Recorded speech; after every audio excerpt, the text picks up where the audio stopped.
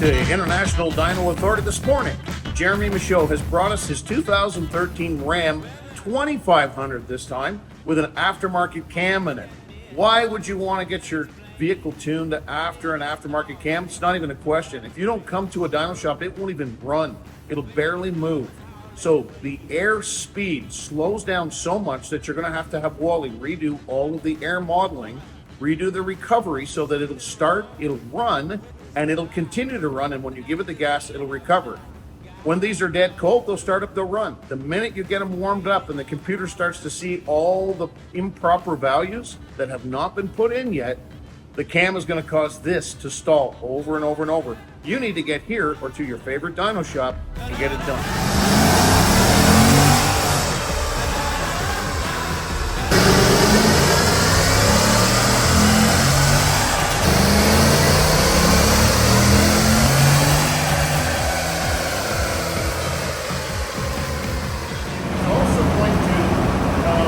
Look at where is the AFR. He's monitoring that from the tailpipe. And then what he'll do is he'll monitor where is it.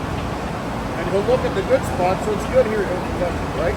But over here, after about two and a half hours, Wally has the low speed air modeling done on this. He has the pedal recovery. It's running good, it's working good. Now we're going through all of the tuning to make the engine run good at RPM. So off the bottom, this cam's pulling pretty good, but this cam comes up and just stays. If we look at the chart, we're gonna turn here and take a peek. As we work our way through the torque's not falling over at all. We're up above 350 foot-pounds of torque, which is going to go up over time here once we put some more timing to it, and just staying there the whole time, which means this horsepower curve, the higher we rev it, the more it's gonna go up. It's a nice cam, it's a work truck. Keep in mind, it's not a sports car, so we're not really trying to get really fantastic horsepower at 7,000, but it's working really good right now. We need to go back and continue to tune.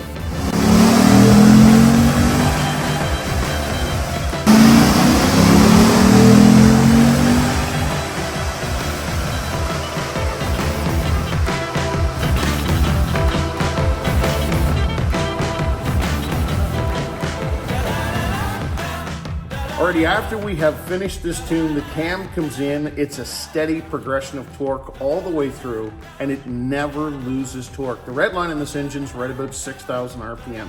Even at 6,000 RPM, this machine still makes a steady torque curve.